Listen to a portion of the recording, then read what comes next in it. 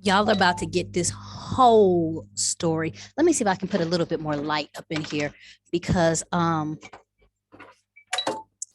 truth is I got to get nice and comfortable. I probably should align my chakras before this story because I got to remember all of it. Whew. So let me preface this with the video that soon shall be coming henceforth called The One Class You Need to Take Before You Come to Africa. I'll preface that one and say Africa, because if I had known what I know now, I would have taken an auto mechanic class, and I would take it over and over until I passed that class. I would know how to change a timing belt. I would know how to check my engine. I would know how to screw things back and forth. I would know how to change brake pads, Brillo pads. I would know something about cars. And to be honest with you, that is my weakness. I vowed as a young child that if a auto mechanic man actually ever hollered at me, I would probably definitely date him for his skill set. Like, authentically, like if you could do the wrench and hammer thing, you are two steps closer to God to me, because me and mechanics do not get along. But I had always been surrounded with the double A. Is it triple A, double A lifestyle? You know, the warranty lifestyle. The insurance covers this lifestyle, premium insurance. Like, so I've always been covered and taken care of in my Western ways when it came down to cars. And I never really had to be good on that. Plus, that was a secret mantra. So people didn't know that literally if you came to me in an AutoZone tag, baby, you was already looking 2 times. Didn't matter your teeth. Didn't matter how many teeth you had in the front or not. Didn't matter if you had black lips or not. Just if you had the knowledge that it take to make a car run, baby, come back. Mm, mm. Baby, come back to me. I would have really, really done that. Now, I didn't. And I took my little happy go lucky tail all the way to Africa and bought a car. And that is how we got into the saga of the Suzuki. It's a saga. Like, this is an epic tale. And I am not trying to rush through the story. So y'all go get your popcorn, get your notebooks, and learn a little something or two. Because the advice is going to come, but it's going to come because there's pain. Um, there's emotions in this, and there's some truths. I think with this new channel that I have now, I'm like, normally I leave my truths to like one-on-ones, but now just some stuff is coming out. So I called myself being smart, and I'm still smart, but I call myself being smart. And I did a video a long time ago about your different options when it comes to transportation. One of the things that was really hindrance to me is that I could not move how I like to move. Um, and I didn't know Kia Rondon well enough to navigate the motos.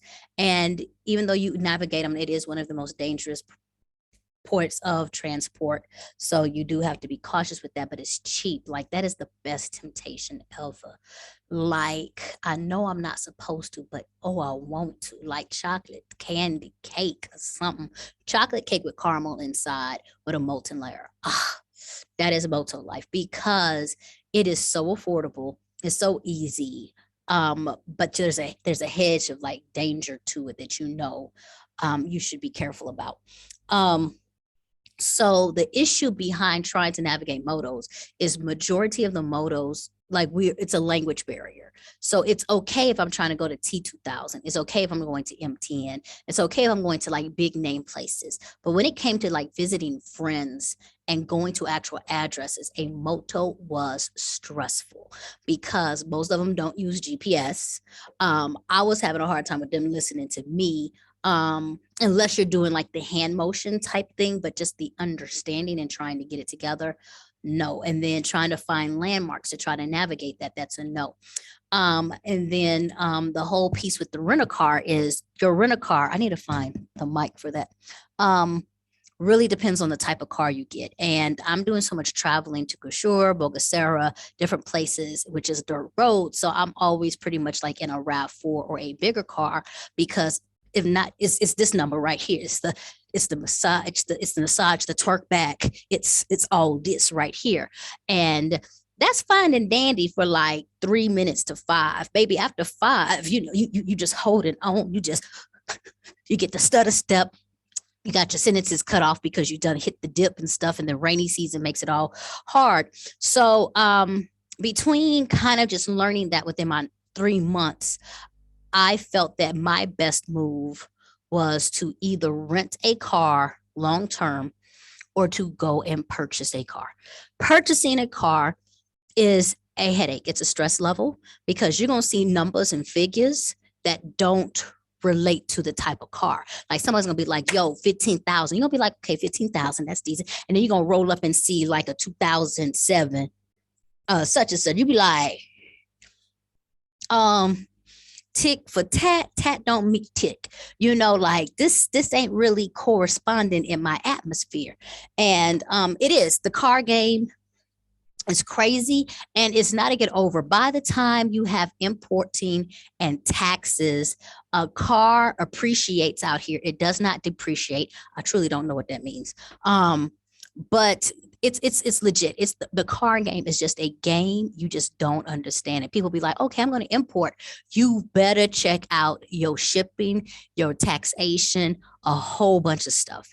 And there's so much more to consider, which goes into a video I already did for the Relocate to Rwanda course, that you really need to ask. There are serious questions you need to ask before you just think you're going to relocate. Ship over your car. So I did all of this, and then I recognized I was qualified for a personal loan with my bank. So I went and did the figures, and I was like, this is what I'm going to do. Normally, we do car loans, which means we pay something back, but we pay for the car. I'm going to go ahead and do the personal loan, and I'm going to pull out what I can pull out, and then I'm going to pay it back as if I would do a car loan. I'm going to have the car, and I'm going to make a smart choice. And I was like, oh, because you don't understand. Your girl prides herself on being smart. Okay. So that was it. It was very strategic. It was very calculated. The interest rates out here are high. I don't know if you caught it. Oh, like that's it. Like that note, this straight soprano. The interest rates are straight on soprano.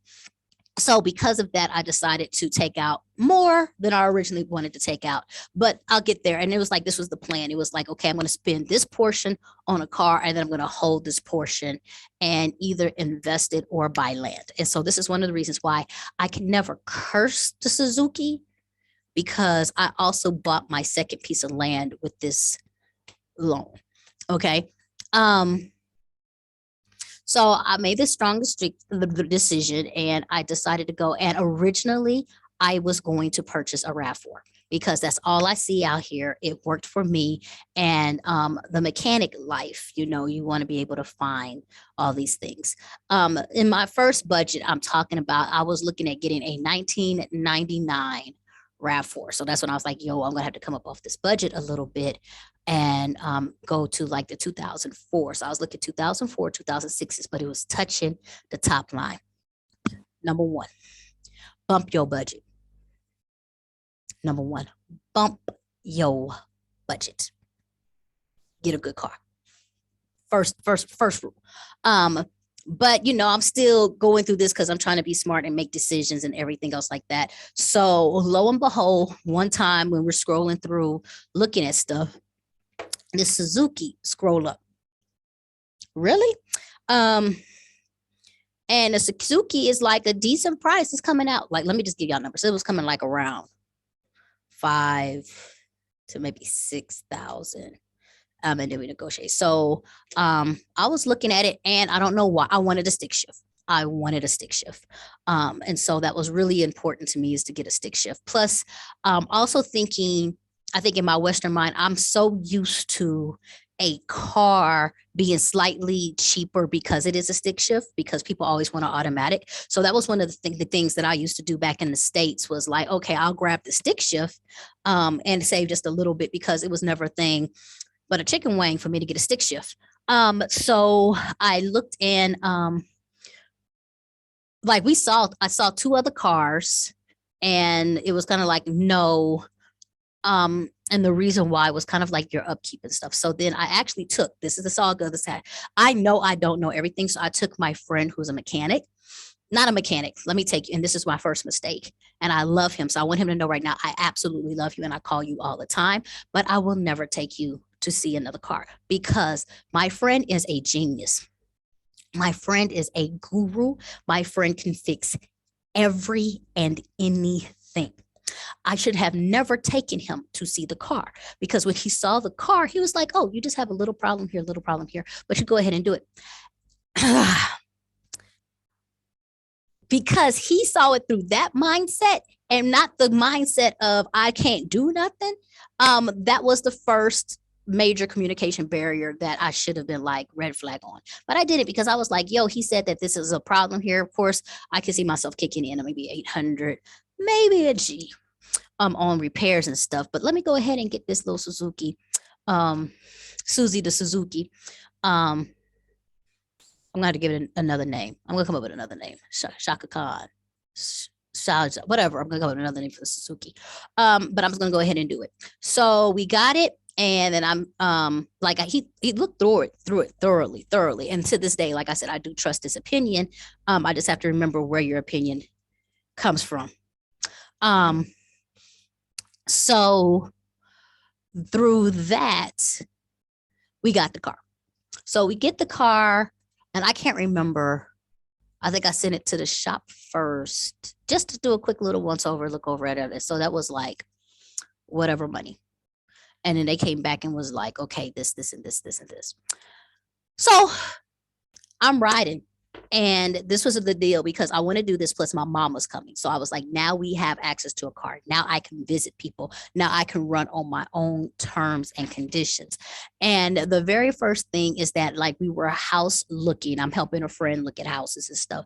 And it was something going on with the like the, it was not, it was, if you know engine sounds, I hope you know that. That means that something wasn't pulling when we were going uphill. Like when we was going downhill, coasting clear, all that other stuff, cool. But something was happening with the uphill. And I was like, yo, something's happening with the uphill. I don't understand. Well, because me and a friend were looking at houses or whatever, when I was driving the car back, they called like, yo, something in the street. And I'm like, what you mean something in the street? They were like, yo, something just flew out your car. It's in the street. I'm like, I don't know what to do now. But then I also noticed that I'm riding like really coastal at this point. Like I'm really coasting. Like there's no bumps, there's no grind, there's no pull. I'm just, whoo. So I was like, I don't think this is necessarily a good thing. Sometimes when things is too smooth, you know, hey. So when we get to the house, I pull up to the house, and then my house at the time also was on an incline hill. And that's when I realized, oh, the car is not going up the incline. So my people push it up the incline. And that's when we realized the timing belt popped off, like, boop, just like a rubber band, just like back in the day when you was getting pigtail ponytails and you pull that rubber band too tight and twist it back, pop goes the weasel on the timing belt. So I'm like, I can't believe this, whatever. And I'm trying to find some pantyhose. Like I can't even find pantyhose in Rwanda. And they're like, whatever. They called the mechanic back, like, this is some bogus stuff, whatever. He's like, no problem. We fix it. Do you want to fix it for cheap? Do you want to fix it for expensive? So I was like, fix for expensive. Like, dude, like, what's the difference between the belts? Like, is it the thickness? Is it the touch? Like, I just don't understand. So now this is where things get murky. Now, mind you, I bought this car. I was still working. So this car was purchased like in June. I got to give you this time frame. So this car was purchased like, I'll give you like beginning of June, maybe late May. Something happened in between that repair. Like that repair happened, and then like 2 days later, I'm sitting upstairs doing my like whatever work, doing something, and I see people running to the car. I'm like, what are you talking about? They're like, no problem, no problem. And they got the fire extinguisher, and they was like, oh, it's an engine fire. Huh? So like basically the engine caught on fire. So I'm like, how did it catch on fire? Was like their oil and like the fire was on top of the engine. They were like, no, no, no. But like the hood now of the Suzuki, like if you look at the hood, if you pull it up, it looked like, you seen them ever bald men who be having hair scalp problems, but they don't be trying to act like it. So it's bald, but it's patchy. That's what the bottom of my hood looks like. It looks patchy. It looks like the bald head with the patchwork on it. Right. So I'm like, how this happened? So now I'm kind of like this. I don't understand because I'm trying to put my mama in this car. I said to fix it. So they said, okay, you know what? We're going to go fix it. And so they went and did like this big estimate. And it was supposed to be, I had a choice of paying like $900 or I could pay like 1,700. So now this money's creeping in like, wait a minute. And so, of course, being cheap, I did the 900. I paid like 900 dollars to get everything fixed. Everything's supposed to be fixed. And there's a clutch problem at this time too. I forgot about that. There's a clutch problem. Get back, fix it. Everything's supposed to be fixed. Come back, redrive it for like 3 days. Timing belt pops again. No, let me give you this one. So we're driving. We're on curfew. It's like 8 o'clock. Curfew is 9 o'clock. We far. And that's when the timing belt pops on the middle street and we had to pull the car over. So not only does the timing belt pop, number 2 time, and I think that was the time like I got the good belt. We fighting curfew because like by the time it pulls over and everything else, like we get it. And it's like, yo, curfew's at 9 o'clock. It's 8 o'clock. I got to get home. We all got to get home. So do I just leave the car out in the middle of the street? Like, I don't know the official protocols and procedures for doing this. They have to push my car over to the side. So the Suzuki's just sitting there in the midnight, just chilling by itself, looking pitiful. And I have no empathy for things. Like people, like kids will come in the street begging like, oh, please, miss your ass. That don't do nothing for me.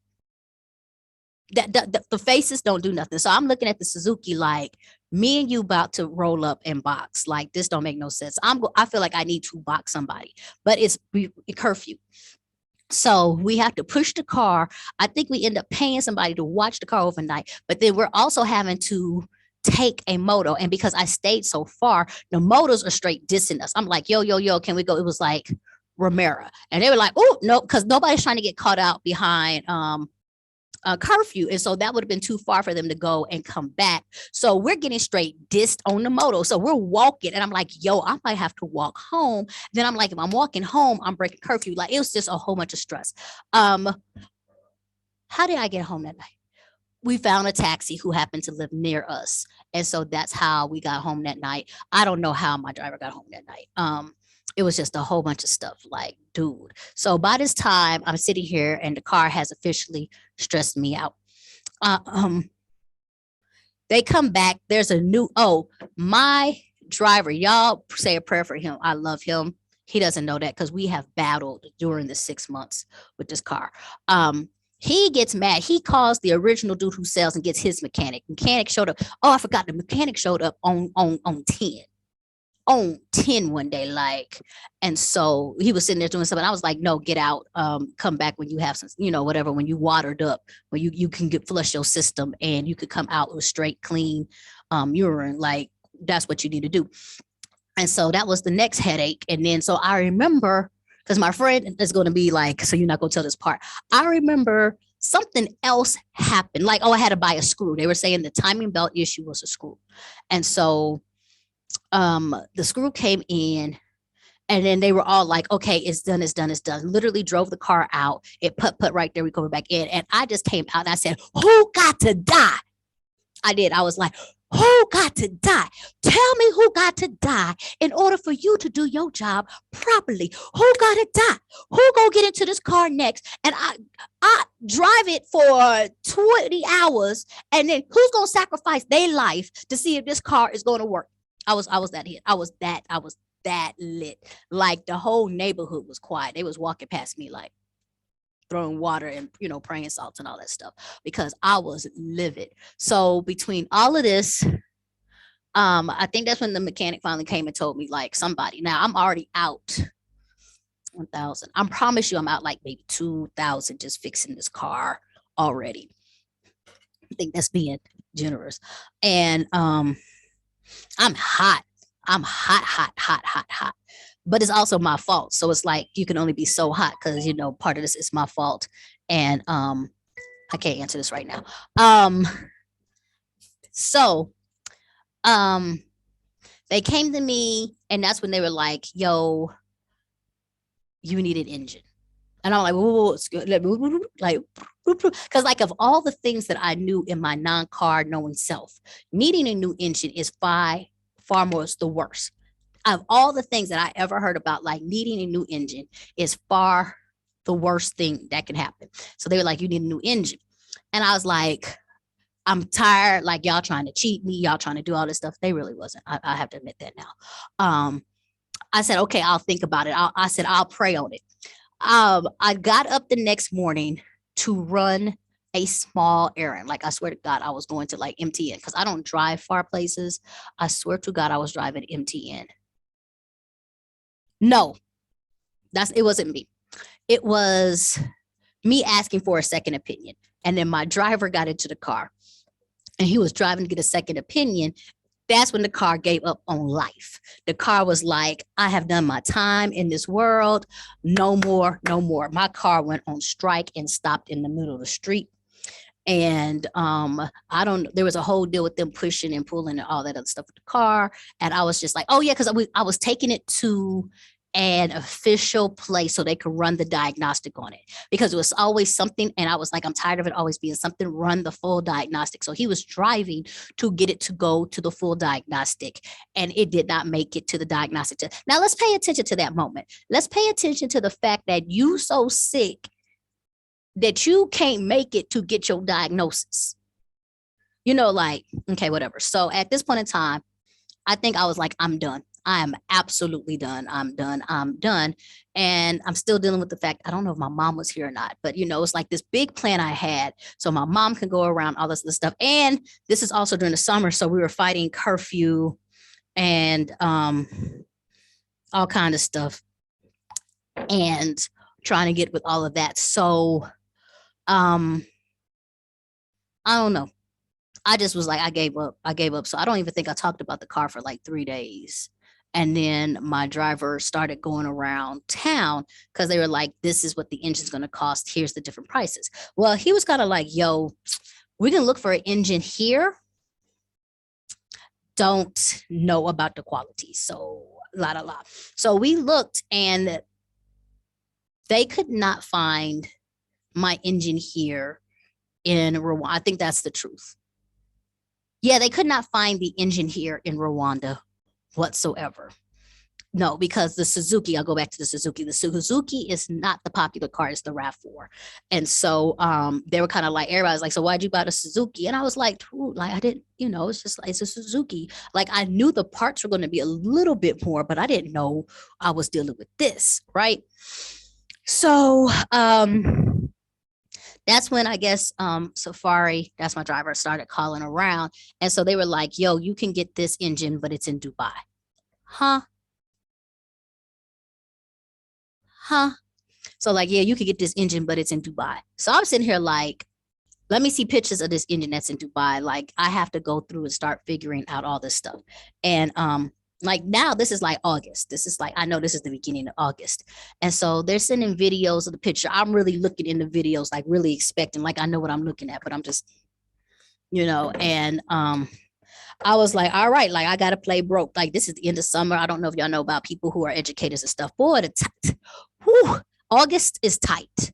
August is tight. So I was like, okay, if I get this, like, what is the process? And I ain't gonna lie to you. I was like, what's the repercussions of just leaving the car on the sidewalk? Like I really was like debating, like, what's the repercussions of just leaving the car? But because I took out that loan, I knew that wasn't going to, it was like, because I just felt like a rock in a hard place. Like, whew, like, do I really fix it or do I just call this an L? I don't know.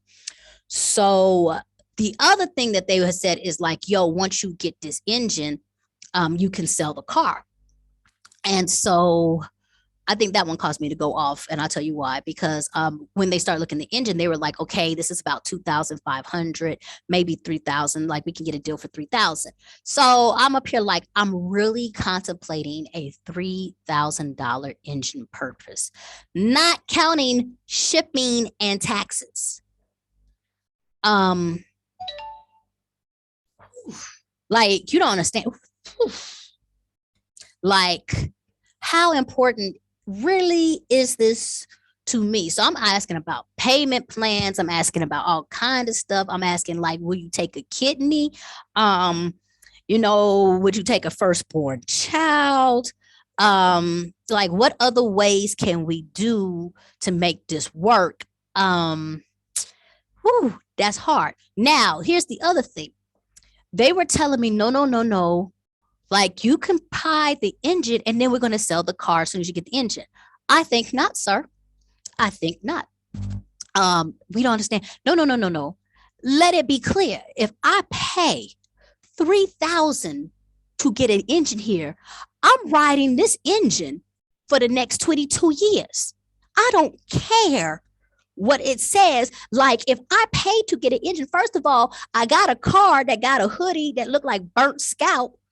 And anyway, so I don't even see anybody who would buy the car without trying to negotiate me down, because I negotiated down like we don't negotiate. So I was like, I just don't see it being a good thing. Plus, once again, let's go back to the fact, if I bring an engine here, like I'm probably going to name my first child engine. Like this is a serious purchase. Like this is a down payment on some stuff. Like this is 3,000 for some machinery. Like I don't know this life. So no, the answer is no on reselling this car. I don't care if I get another car and we move the engine from this car into the new car. This engine's riding with me. This engine, when I die, when you bury me at the end of my casket, it's going to be a separate spot for you to bury this engine with me. Let me tell you, I'm going to be real with this engine. This engine and I are going to be bonded for life. I don't care if we have to go kart and we go karting through things. I don't care if but I don't care if it goes into a golf cart. This engine, I'm going to be giving tours. When y'all come to JS and State, I'm going to be giving tours like, so this is the bedroom. This is such and such. So this is the engine that I purchased. And like, you're going to get it. And it was imported from Dubai. Like if I say yes to this,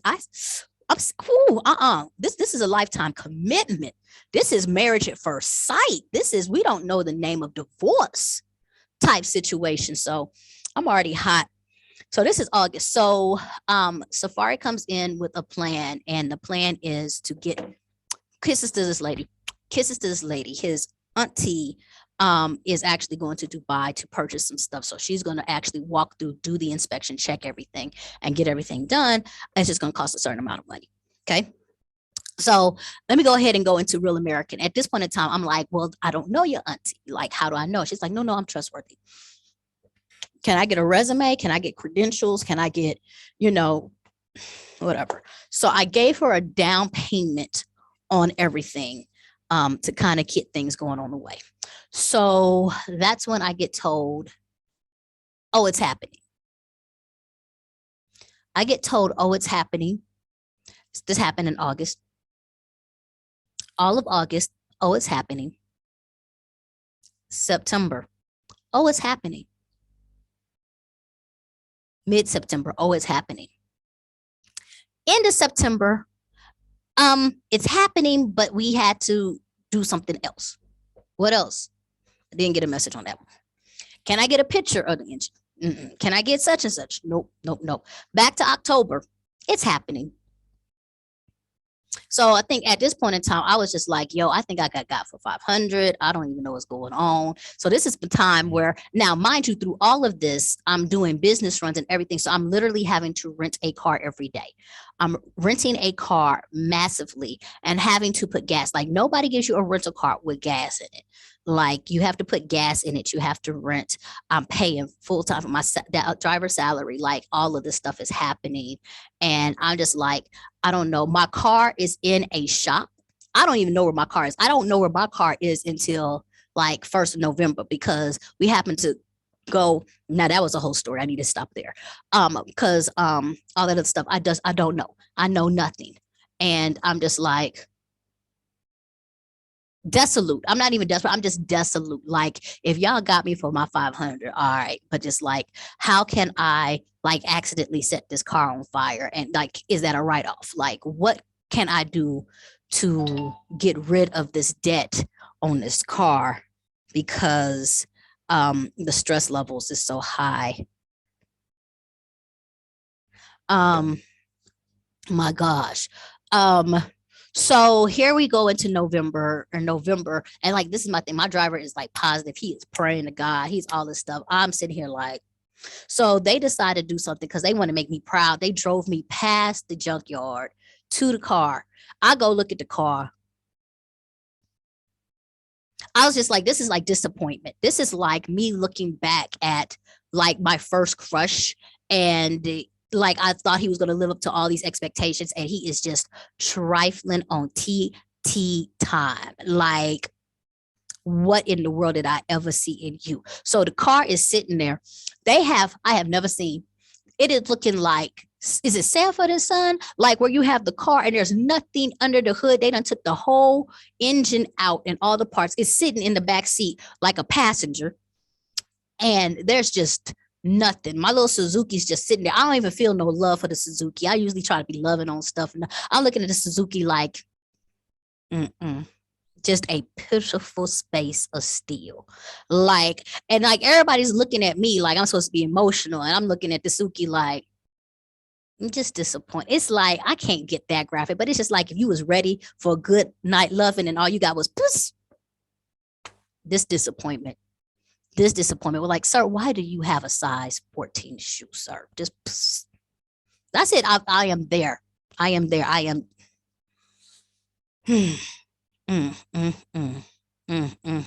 So this is like November, right? So I'm like, yo, where is the car engine? I'm tired of being told it's going, it's like it's happening. It's happening. I ain't seen not near picture. I get like after I text like 3 or 4 times, I get an update, and the update is like, no worries.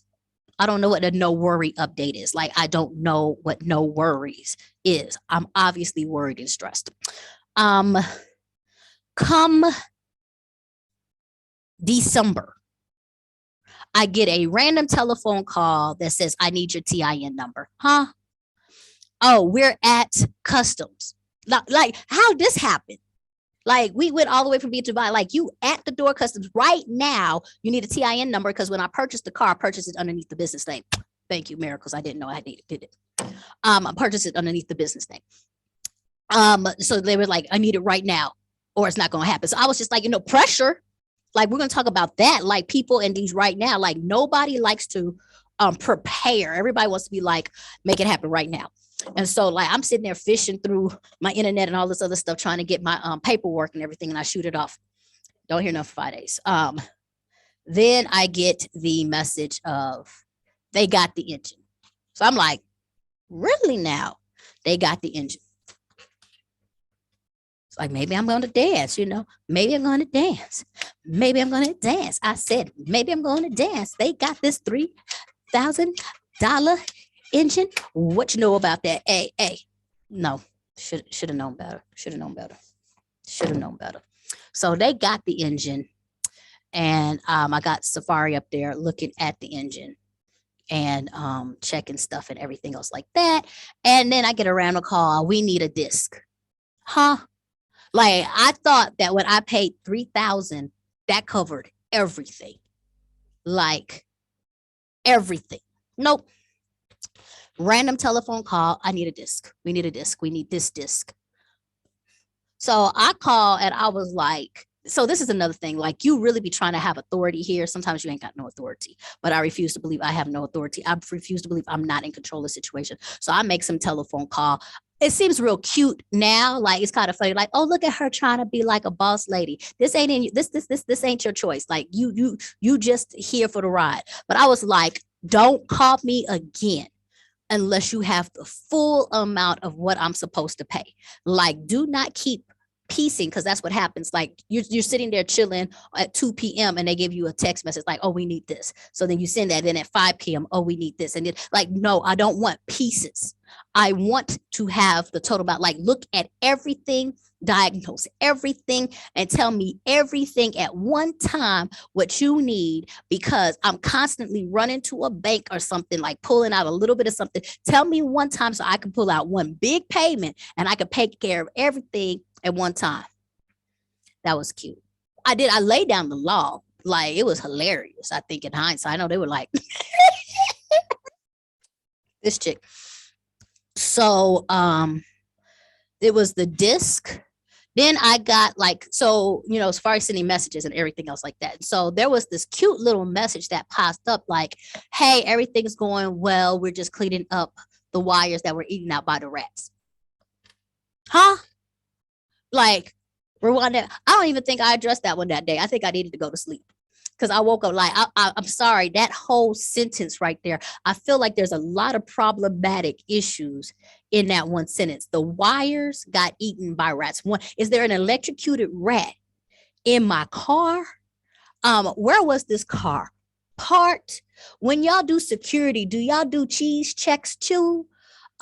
Is it just the wiring? Did they boo-boo up in there? Did they have the electric slide? Is they making families and stuff? Like, what's the lifespan of, like, can we get this broken down? And who's paying? No, don't worry. You don't pay. You don't pay. No, I'm still worried because what? So it turns out, I guess the wires were on the outside. I don't know. At this point in time, I stopped paying attention to messages. At this point in time, it became, God, if it's in your will, then let it be, because I was tired. That's when I think I went off again. I probably went off 3 times. And I was just like, what does it cost for us to burn this car? And they were like, no, we're almost there. I was like, no, what does it cost to set this car? Like, if I can remember where to go to the garage, I probably would have tried to scale the fence and just set the car on fire. Just like, oops, only because I was so done. I was so done. Like, the amount of child support I have paid for the Suzuki. So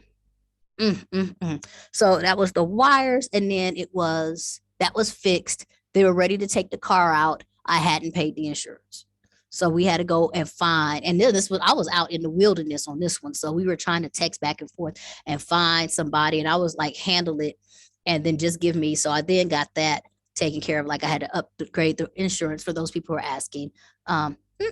Get on to the relocate to Rwanda. Of course, you can know how much insurance is. Bam, do that one. Then what was the next one? Oil change. So at this point, I'm just like, and then I'm trying to fight and be like, how much do you estimate the service is going to be? Well, the service is not over. And I'm like, no, but there's an estimate. Like, every time you see something, like, what's the estimated cost? The service is not over. So that was like a whole day of arguing. Like, can't I just get some estimated numbers so I know what this damage is? Because now we're in Christmas time, and you know, my mama out here buying cassava trees. Not buying, like it's a whole bunch of stuff going on where we looking really raggedy. I'm looking raggedy on the East Coast, West Coast, and the North and the South. Like, I'm just raggedy all over. An atlas of raggediness. That's what I am. Or is it a compass? Compass of raggediness. And so that was that. It was something else. Oh, and then they drove the car and it had to come back. Like, they drove the car around. Something happened. It had to come back.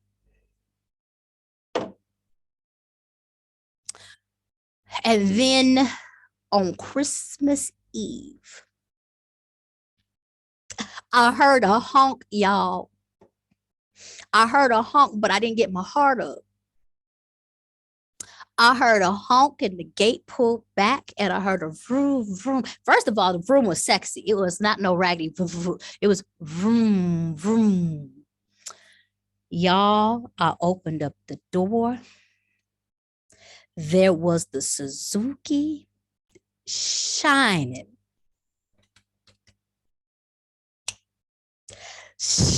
What's the DJ Khaled with the Beyonce shining, y'all? And honestly, right then I busted into tears. I could not stop crying. I busted into tears. It was a long ordeal. Me and my driver are hugging each other like this the championship game. I'm waiting for the snow to fall. Like I'm waiting for this. We hugging on it. Mama done put prayers on it. I'm rubbing stuff all over like the Suzuki. I popped the hood. I ain't never seen nothing that beautiful. Like I was like, oh, this is a real good engine, you know, because we go a little play. I was like, oh, it rolls real good. I think I just laid in the car. I didn't even drive the car. People were like, why did you drive the car? I didn't drive the car for 2 days because I couldn't believe it. Like, and then when I did, I was like, oh, like they fixed the window. Like, I guess they was just trying so hard to do right. They fixed everything wrong with the car. They fixed the window. They fixed the clutch pass. They fixed, I'm just talking about, man, my engine sparkled. Like when you opened up, it was like, whoa, it sparkled. So the Suzuki is on sparkle. I might have to call it sparkle. And the Suzuki is sparkling. Bills about to be paid by the 31st. And that is where we are now. We done rode it 2 or 3 times. I forgot to tell y'all about when the car had a flat tire. Like I'm telling you, the Suzuki has done everything. I had to get new tires on that thing. Oh my God, I totally forgot about the flat tires. And we was off in Bulgasera when that happened. Oh my goodness. Matter of fact, since I said that, let me double check to make sure I got the spare tire in there. Yeah, I don't trust that. I don't trust that. The Suzuki, the Suzuki Sunrise. That's what I'm gonna call it, because she done come up out of the darkness into the light. That is what's happening. She was sitting there all in the moon. She is resurrected. She's 3 days, and she rose again. This Suzuki is, I was going to try to rhyme, but it didn't work because I was going to say Suzuki is Suzukian. The Suzuki is Suzukian all up and down the streets. Like, yes. And somebody asked me, oh, we riding this bad boy. I'm not even going to say till something fall off because something might fall off. We ride it. We straight Sierra ride. Like this, this is what we doing. We are riding. Let me say that. Ding. I'm putting all the syllables and consonants and vowels in that word. We will ride this Suzuki until the sunset of 3000. I'm getting 75 years out of this thing. I'm getting 75 years. I dare you to think I won't. Baby, I will rock jewelry. If that engine ever, I will make jewelry. I will make a Tin Man in the Wizard of Oz with this engine. I will do whatever I need to do with this whole car. Trust and believe it will happen. So I hope you enjoyed story time with J Essence with the saga of the Suzuki Sunrise. All right, peace, y'all.